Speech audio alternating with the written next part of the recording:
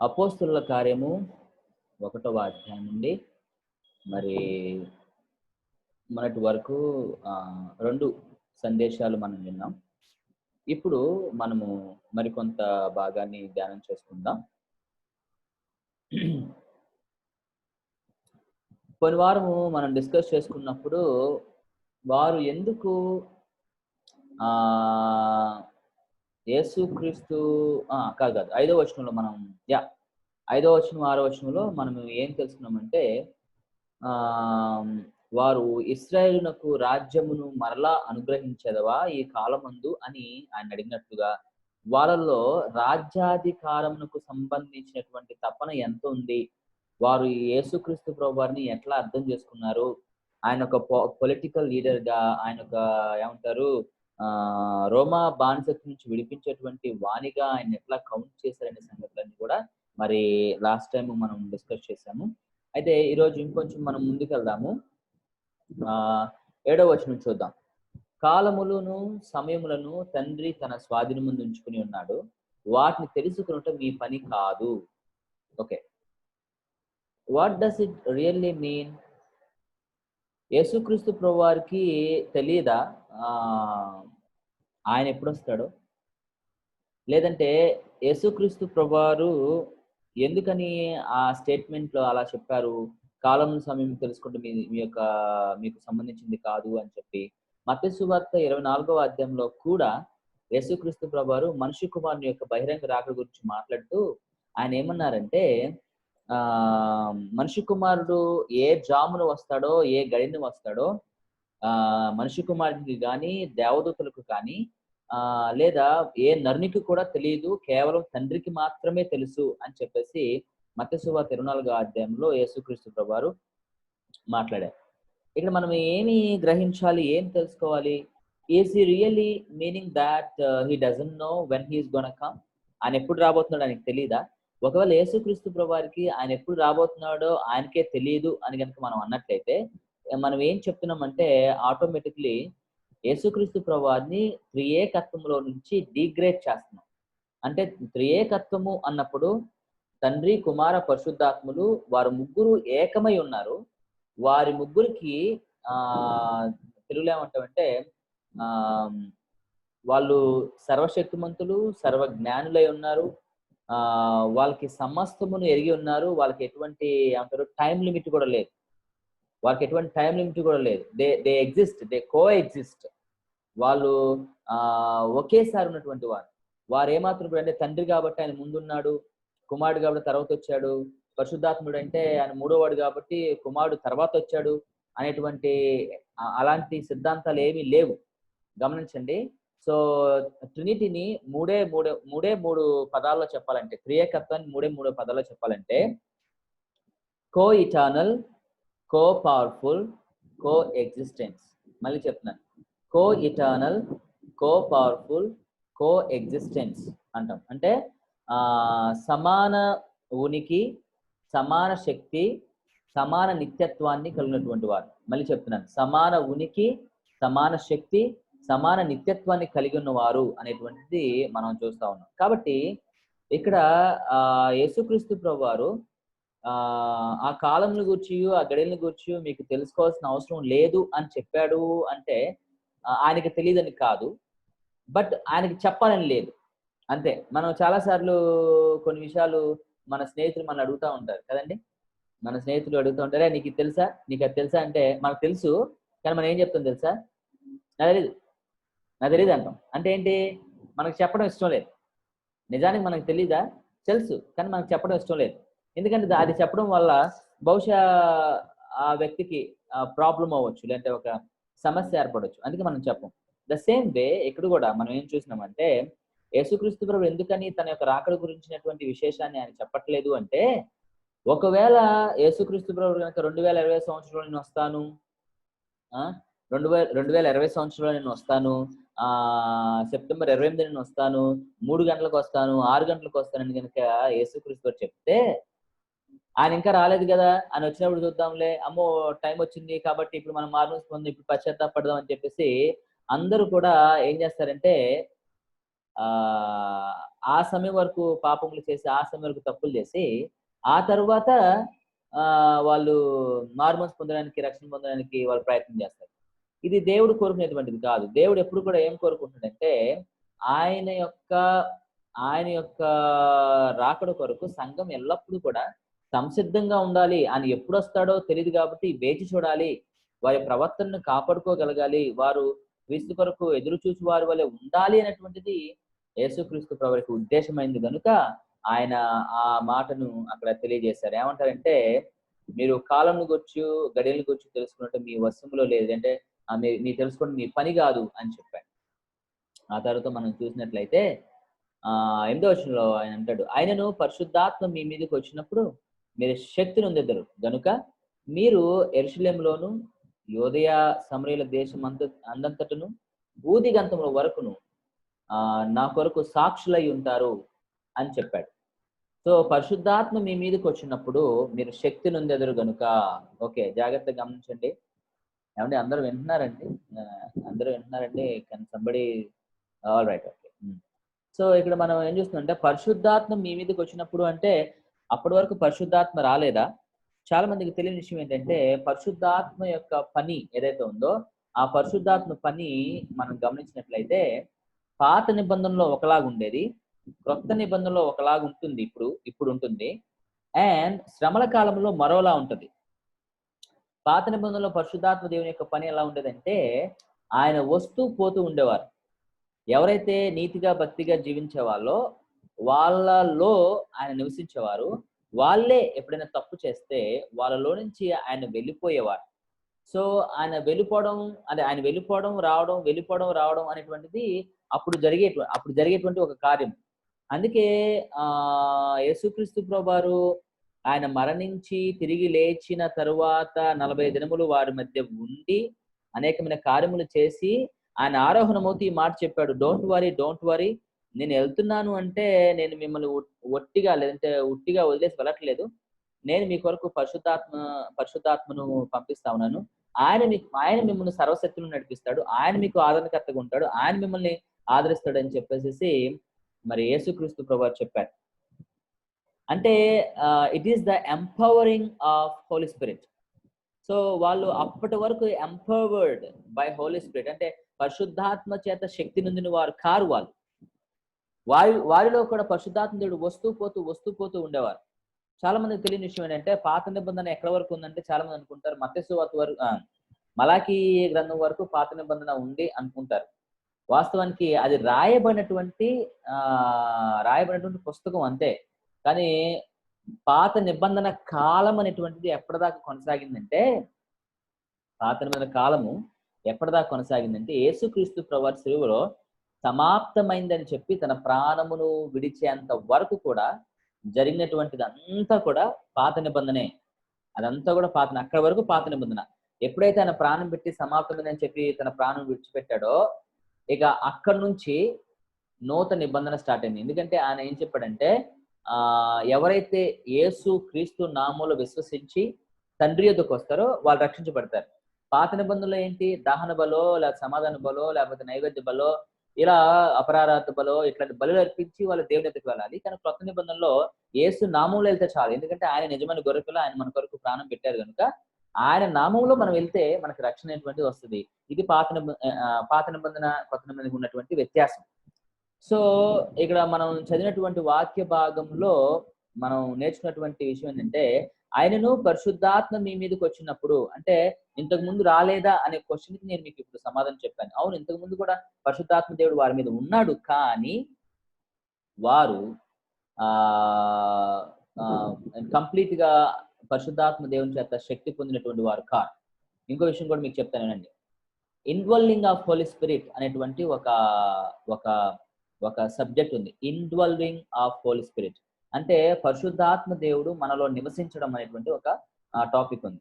So ఆ విషయంలో మనం గ్రహించినట్లయితే పరిశుద్ధాత్మ దేవుడు మనతో నివసించడానికి మరి అపోస్తలుల కార్యం 2వ అధ్యాయంలో ఆయన వచ్చి మరలా క్రీస్తు ప్రభువారు ఒలీవల కొండ మీద కాలు పెట్టేంత వరకు సంఘాన్ని ఎత్తుకొని తీసుకెళ్లేంత వరకు పరిశుద్ధాత్మ దేవుడు ఇక్కడే భూమి మీదే ఉంటాడు. జాగ్రత్తగా గమనించాలి. పరిశుద్ధాత్మ దేవుడు తీసివేయబడ్డాడు, భూమి మీదే ఉంటాడు అప్పటి వరకు కూడా. ఎప్పటి వరకు? సంఘము ర్యాప్చర్లో అంటే రెండవ రాకలో, రహస్య రాకలో ఎత్తబడేంత వరకు కూడా పరిశుద్ధాత్మ దేవుడు భూమి మీదే ఉంటాడు. ఆయన వెళ్తూ వస్తుండేటువంటి పని ఇప్పుడు చేయడం లేదు. అండ్ పరిశుద్ధాత్మ దేవుడు ప్రతి విశ్వాసలో ఉంటాడు, ప్రతి విశ్వాసలో ఉంటాడు. అండ్ విశ్వాసులు పరిశుద్ధాత్మ దేవుని చేత ప్రేరేపించబడతారు, పరిశుద్ధాత్మ దేవుని చేత హెచ్చరించబడతారు, పరిశుద్ధాత్మ దేవుని చేత గద్దించబడతారు. గమనించాలి. సో అపోస్తలుల కార్యం 2వ అధ్యాయంలో పరిశుద్ధాత్మ దేవుని యొక్క ప్రత్యేకత ఏంటయ్యా అంటే, ఆయన ఇక మనతో ఉండిపోవడానికి వచ్చాడు. మరి పాత నిబంధనలో వెళ్తూ వస్తూ ఉండేవాడు, కొత్త నిబంధనలో మనతో ఉండిపోవడానికి వచ్చాడు. అదే ప్రత్యేకత, అదే special coming of Holi Spirit అంటాం, special coming of Holi spirit. So ఈ వాగ్దానము మరి యోహాను సువార్త 16వ అధ్యాయంలో యేసుక్రీస్తు ప్రభువారు చేశారు. తండ్రి వలన ఆయన చేసినటువంటి వాగ్దానం అది పరిశుద్ధాత్మ దేవుణ్ణి పంపిస్తామని చెప్పి. సో ఆయనను పరిశుద్ధాత్మ మీదకి వచ్చినప్పుడు మీరు శక్తి ఉందరు కనుక మీరు యెరూషలేములోను, యోదయ, సమరయల దేశం అందంతను, భూది గంతముల వరకును, there are 3 steps to proclaim the name of Jesus Christ. యేసుక్రీస్తు ప్రభువారి యొక్క సువార్తను, ఆయన యొక్క సిలువ త్యాగాన్ని ప్రకటించడానికి దేవుడు పెట్టినటువంటి 3 సరిహద్దులు ఉన్నాయి. అది మొట్టమొదటిగా ఆయన ఏం చెప్పాడంటే, యెరూషలేములో మీరు నాకు సాక్షులుగా ఉంటారు అన్నాడు. ఎందుకంటే సంఘం ప్రారంభించబడింది యెరూషలేములోనే, అది మేడగద మీద ప్రారంభించబడింది. యేసుక్రీస్తు ప్రభువారు ఆయన పరిచర్య చేసి నా తరువాత, ఆయన చనిపోయి తిరిగి లేచిన తర్వాత కూడా ఆయన వెంబడించినటువంటి వారు 120 మంది.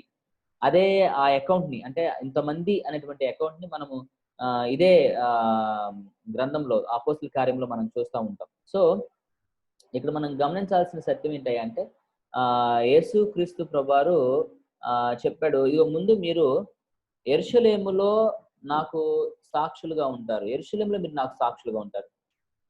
సో సీరియస్లీ అపోస్తలుల కార్యాన్ని అలా డివిజన్ చేయొచ్చు. ఎలా డివిజన్ చేయొచ్చు అంటే, యెరూషలేములో అపోస్తలుల పరిచర్య, యోదయ సమరయల్లో అపోస్తలుల పరిచర్య, భూదిగంతముల వరకు అపోస్తలుల పరిచర్య. ఇట్లా అపోస్తలుల కార్యము అనేటువంటి ఈ పుస్తకాన్ని మూడు భాగాలుగా విభజించవచ్చు. సో ఇక్కడ యేసుక్రీస్తు ప్రభువారు ఏమైతే చెప్పాడో దాని ప్రకారంగానే వాళ్ళు కూడా సువార్త ప్రకటించడం మొదలుపెట్టారు. 2వ అధ్యాయంలో పరిశుద్ధాత్మ దేవుడు వారి మీదకి వచ్చినప్పుడు వారు యెరూషలేములో ముందు సువార్త ప్రారంభించారు. యేసుక్రీస్తు ప్రభువారు ప్రారంభించినటువంటి సంఘమైనటువంటి 120 మందికి ఒకేసారి 3,000 మంది చేర్చబడ్డారు. అంటే ఎంత గొప్ప ఉప్పెన, ఎంత గొప్ప ఇదొచ్చిందో చూడండి, ఎంత గొప్ప రివైవల్ వచ్చిందో చూడండి. యెరూషలేము జరిగింది.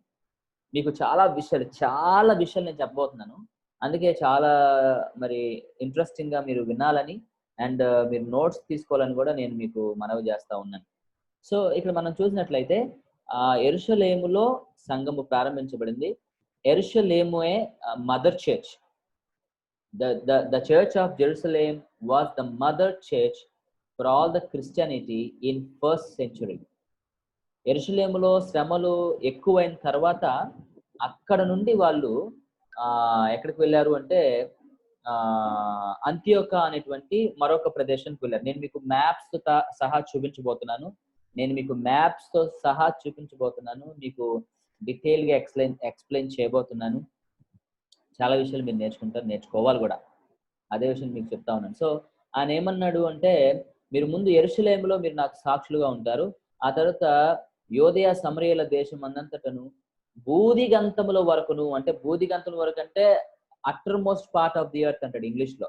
Utter most part of the earth అంటే భూమి అంచుల వరకు మీరు సువార్తను ప్రకటిస్తారు అని చెప్పి. ఎస్, ట్రూ, అట్లాగే జరిగింది. ఆనాడు మరి యేసుక్రీస్తు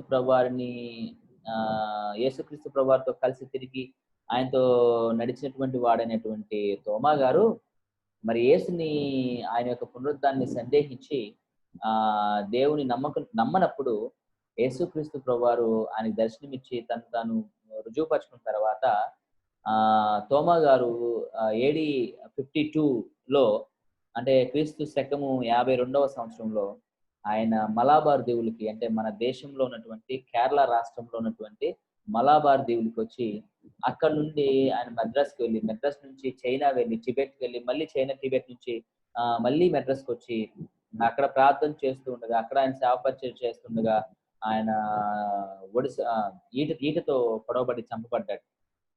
ఐఎమ్ టాకింగ్ అబౌట్ 52 AD, అంటే క్రీస్తు శకం 52వ అదే ఆ సంవత్సరాలు జరిగిన సంఘటన గురించి మీతో మాట్లాడుతూ ఉన్నాను. కాబట్టి ఆయన బూదిగంతం వరకు తన సాక్షులను పంపించాడా? ఎస్. బూదిగంతం వరకు మరి యొక్క శిష్యులైనటువంటి వారందరూ కూడా మరి దూరంగా వెళ్ళి పరిచర్య చేసి క్రీస్తు ప్రేమను, యేసుక్రీస్తు ప్రభువుకు సువార్తను వాళ్ళు ప్రకటించినట్లుగా మనము చూస్తా ఉన్నాము. ఆ తర్వాత మనం గమనించినట్లయితే ఓకే, వెర్ ఇస్ దాట్? ఈ మాటలు చెప్పి వారు చూచుండగా ఆయన ఆరోహణమాయెను. అప్పుడు వారి కనులకు కనబడకుండా ఒక మేఘము ఆయన్ను కొనిపోయెను. ఈ మాటలు చెప్పుచుండగా వారు చూస్తుండగా ఆయన ఆరోహణమయ్యాడట. వారి కన్నులకు కనబడకుండా ఒక మేఘము ఆయన్ని ఎత్తుకొని పోయాను అనే విషయాన్ని మనము చూస్తా ఉన్నాం. సో ఆయన ఈ విషయాలు చెప్తూనే ఉన్నాడు. అలా చెప్తూనే ఉంటూనే అలా ఆయన పరలోకానికి, తండ్రి సింహాసనం దగ్గరకు కొనిపోబడ్డారు. వారి కన్నులకు కనబడకుండా ఒక మేఘము ఆయన్ని కొనిపోయాను. ఆయన వెలుచుండగా వారు ఆకాశం వైపు తేరి చూచుండిరి.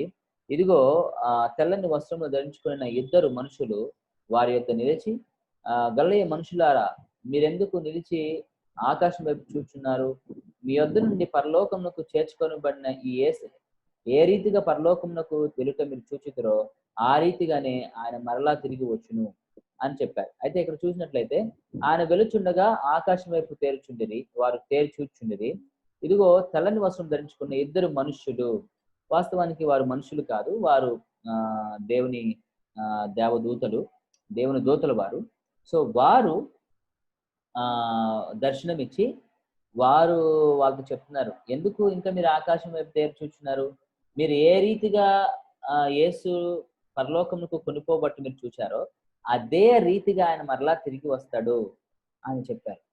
అదే రీతిగా ఆయన మరలా తిరిగి వస్తారు అని చెప్పారు. ఇక్కడ ఆ విషయం గమనించండి. అదేనంటే అసలు ఈ వాక్యము మనకి జకరియా గ్రంథం 14వ అధ్యాయంలో ఆల్రెడీ ప్రకటించబడింది. ఏమో తెలుసా? జకరియా గ్రంథం 14వ అధ్యాయంలో యేసుక్రీస్తు ప్రభువారు ఒలీవల కొండ మీద కాలు పెడతాడని, ఆయన ఒలీవల కొండ మీద కాలు పెట్టిన దినమున ఒలీవల కొండ మధ్యకు రెండుగా చీలిపోతుందని, ఆ చీలిపోయినటువంటి దాంట్లోంచి గొప్ప నది ఒకటి బయలుదేరుతుందని, ఆయన తన ప్రజల పక్షమునుగా యుద్ధము చేసి, యెహోషువపాతు లోయ అంటారు దాన్ని. సో హర్మగెద్దోను యుద్ధం అంటాం మనము. ప్రకటన గ్రంథం 13వ అధ్యాయంలో మనకి చెప్పబడింది, అట్లాగే 19వ అధ్యాయంలో చెప్పబడింది. సో ఆ హర్మగెద్దోను యుద్ధముల్లో యేసుక్రీస్తు ప్రభువారు తన ప్రజలైన ఇశ్రాయేలు ప్రజల్ని 10 మంది తూర్పు రాజులు వచ్చి వారి మీద దండెత్తినప్పుడు వారిని కాపాడుకోవడానికి యేసుక్రీస్తు ప్రభువారు స్వయంగా పరలోకం నుండి గొప్ప బోర ధ్వనితో అనేకమైన దూతలతో ఆయన ఒలీవల కొండ మీద కాలు పెట్టబోతున్నాడు. అది యెరూషలేమునకు తూర్పున ఉండేటువంటిది. అందుకే యేసుక్రీస్తు ప్రభువారు రాకడ కొరకు ప్రపంచమంతా ఇప్పుడు ఎదురు చూస్తా ఉంది. యాక్చువల్లీ ఇంతకు ముందు వరకు యెరూషలేం మొత్తం కూడా ముస్లింల యొక్క, అంటే ఈ ఇస్లాము ప్రజల యొక్క స్వాధీనంలో ఉండేది. ఏది మొన్న ట్రంప్, అంటే ఒక 2-3 years బ్యాక్ ట్రంప్ యెరూషలేంని ఇస్రాయెల్ యొక్క క్యాపిటల్ గా ప్రకటించక మునుపు వరకు ఇస్రాయెల్ దేశంలో మరి టెలివి అనేటువంటిదే క్యాపిటల్ సిటీ. బట్ ఇప్పుడు ఇస్రాయెల్ దేశానికి క్యాపిటల్ సిటీ ఏంటి అంటే జెరూసలేం. యెరూషలేం capital city. అయితే వాళ్ళు ఏం చేశారంటే ముస్లింలు యెరూషలేంకు ఉన్నటువంటి తూర్పు గుమ్మం ముందు వాళ్ళు వారి శవాలను పాతి పెట్టారు.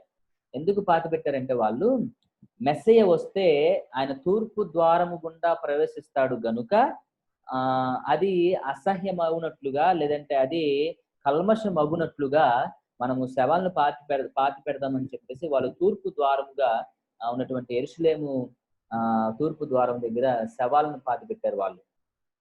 అయితే ఇప్పుడు యెరూషలేము అంతా కూడా మరి యూదుల వశమైంది. వాళ్ళు దాన్ని ఇప్పుడు క్యాపిటల్ సిటీగా దాన్ని ఆక్రమించుకున్నారు. త్వరలోనే మరి 3వ యెహోవా దేవుని ఆలయంను కట్టబోతున్నారు. దానికి కావాల్సినటువంటి సకలమైనటువంటి సామాగ్రిని వాళ్ళు ముందే ఏర్పరచుకున్నారు. They are all ready to build the temple of the Lord, the third temple on the face of the earth. మొట్టమొదటిగా సొలొమోన్ గారు కట్టారు యెహోవా దేవునికి ఆలయం. ఆ తర్వాత జెరుబ్బాబెలు యొక్క పరిపాలనలో మరొక ఆలయం కట్టబడింది, రెండవ ఆలయం. ఆ రెండవ ఆలయము మరి టైటస్ చక్రవర్తి చేత AD 70లో మరి ధ్వంసం చేయబడింది. అయితే అప్పుడు ధ్వంసం చేయబడినటువంటి ఆలయం ఇప్పటి వరకు కట్టబడలేదు. అంటే AD 70లో ధ్వంసమైనటువంటి ఆలయము ఇప్పటి వరకు కట్టబడలేదు. సో కట్టబడబోతుంది. ఆ కట్టబడబోయే లోపల క్రీస్తు రాకడ వస్తుంది. జాగ్రత్తగా వినండి. సంఘం ఎత్తబడాలి, పరిశుద్ధాత్మ దేవుడు తీసివేయబడాలి, క్రీస్తు విరోధి బయటికి రావాలి. క్రీస్తు విరోధి బయటకు వచ్చిన తర్వాత సమాధానపరచాలి, సమాధానపరిచిన తర్వాతే టెంపుల్ కట్టబడాలి. ఇది భవిష్యత్తు, ఇది ఎస్కటాలజీ, ఇది బైబిల్ చెప్పిన సత్యం. సో ఈ విషయాన్ని గమనిద్దాం. సో అపోస్తలుల కార్యంలో మనము ఈరోజు మరి కొన్ని వచనాలు మాత్రమే మనం ధ్యానం చేసుకున్నాము. అది 12 వచనముల వరకు. అప్పుడు వారు ఆ ఒలీవల వనమనబడిన కొండ నుండి యెరూషలేముకు తిరిగి వెళ్ళిరి. ఆ కొండ యెరూషలేమునకు విశ్రాంతి దినమున నడవదగినంత సమీపన ఉన్నది. సో ఆ ఒలీవల కొండ నుండి యెరూషలేమునకు వారు తిరిగి వెళ్ళారు. అదంతా కూడా విశ్రాంతి దినమున నడవదగినటువంటి టైం వరకు, అంటే నడవదగినటువంటి కిలోమీటర్స్ ఉందన్నమాట. అంటే ఇట్స్ ఆల్ అబౌట్ 3 కిలోమీటర్స్, 3 కిలోమీటర్లు అనుకుంటా. అయితే ఇక్కడ